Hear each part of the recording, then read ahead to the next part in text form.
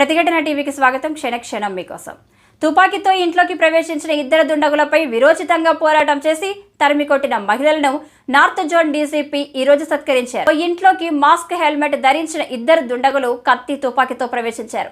ఆ ఇంట్లోని తల్లి కూతురు ఇద్దరు వారిపై విరోచితంగా పోరాడి ఆగంతులకు పారిపోయేలా చేశారు. ఆ ఘటనకి సంబంధించిన సీసీ ఫుటేజ్ వీడియో సోషల్ మీడియాలో వైరల్గా మారింది.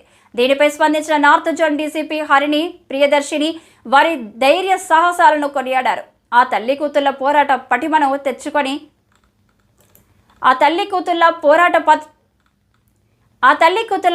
పటిమను మెచ్చుకొని వారికి శాలువాలు కప్పి సన్మానించారు.